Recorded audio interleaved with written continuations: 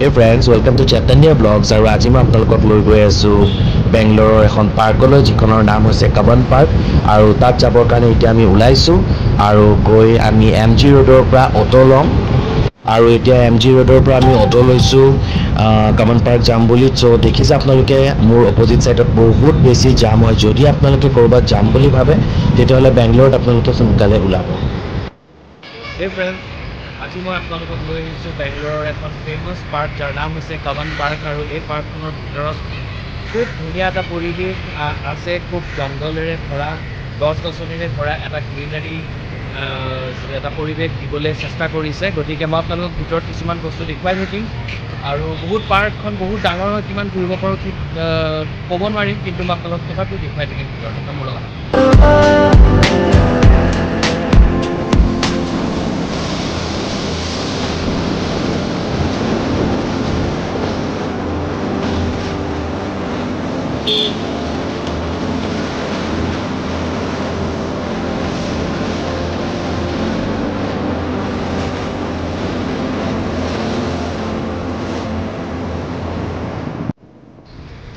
মই এতিয়া কাবন পাৰ্কৰ ভিতৰত আছোঁ। ইয়াত পাৰ্কখন বহুত ডাঙৰ হয়, সোমাই আহিলোঁ আৰু এতিয়া আপোনালোকক দেখুৱাই আছোঁ অলপমান।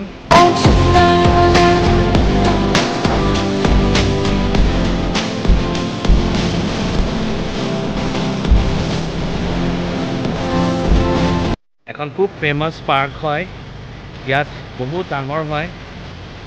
চ' গৈছোঁ ভিতৰলৈ, চাওঁ কি হয়।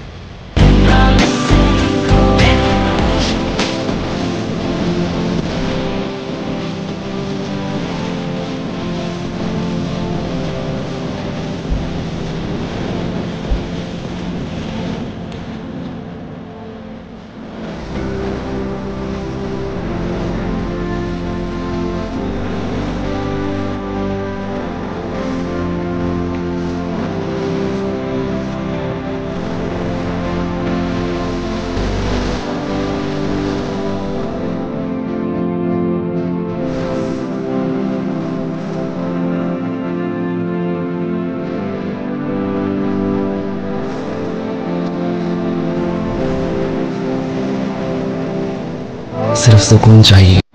তো আপোনালোকে চাওক যে গছৰ আকৃতিবোৰ কিমান ধুনীয়া, প্ৰত্যেকডাল গছ বেলেগ বেলেগ ধৰণৰ হয় আৰু গছডাল দেখিলে এনেকুৱা লাগে যেন কোনোবাই আৰ্ট কৰি ৰাখিছে। তো আহক মই লৈ গৈ আছোঁ। পাৰ্কখন বহুত ডাঙৰ আৰু ইয়াত মানুহে খেলি থাকে, মানুহে পিকনিকৰ কাৰণে আহে, বনাই লৈ আহে, ইয়াত খাইহি আৰু গছৰ মাজে মাজে ৰাস্তাবোৰ আছে, এটা ফৰেষ্ট এৰিয়া টাইপৰো আছে, চ' তাতো যাব পাৰি।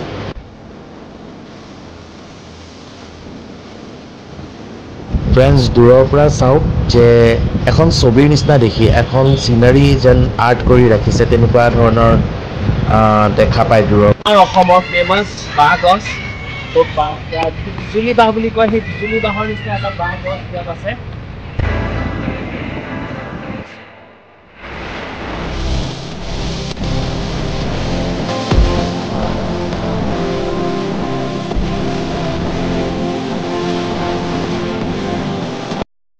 পাৰ্কখনৰ ভিতৰত সঁচাই খুব ভাল লাগিছে আহি। আপোনালোকে আহিব, ভিজিট কৰিব, কাৰণ ইয়াত গছ গছনিবিলাক খুব ধুনীয়াকৈ আপুনি সজাইছে পাৰ্কখন। ইয়াত ল'ৰা ছোৱালীবোৰ খেলি থাকে আৰু ভাগৰ লাগি গৈছে, বহুত ডাঙৰ হয়। চ' মই যিমান পাৰোঁ দেখুৱাম অলপ অলপ। আৰু ইয়াত টয় ট্ৰেইন আছে, টয় ট্ৰেইনত আমি উঠিম যদি সময় মিলে, কাৰণ অলৰেডি দেৰি হৈ গৈছে মই আহি পাওঁতে এতিয়া। তো চাওঁচোন, আহক।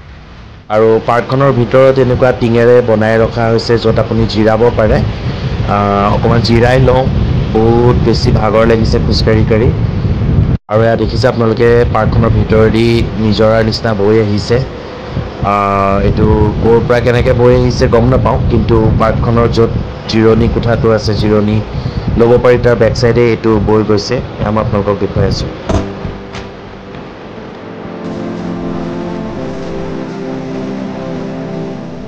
सिर्फ सुकून चाहिए, ज़रूरतें तो कभी खत्म नहीं होंगी। তো ফ্ৰেণ্ডছ মই আপোনালোকক দেখুৱালোঁ কাবন পাৰ্কৰ কিছু ভিতৰৰ দৃশ্য আৰু খুব ভাল লাগিছে আহি পেলাই পাৰ্কখনত আপোনালোকে আহিব আৰু বহুত ঘূৰিবলৈ থাকি গ'ল সময় নিমিলিলে কাৰণ কিয় অলৰেডি মোৰ আহোঁতে দেৰি হৈ গৈছে আজি জামৰ কাৰণে তো সেইকাৰণে কৈছোঁ আপোনালোকে বহুত সোনকালে ওলাব যদি ক'ৰবাত বেংগলোৰত আহোঁ বুলি কয় কাৰণ ট্ৰেফিক জাম বহুত বেছি থাকে চ' আপোনালোকে চাই থাকিব চৈতন্য ব্লগছ আৰু মোৰ চেনেলটো ছাবস্ক্ৰাইব কৰিবলৈ নাপাহৰিব তো আজিৰ কাৰণে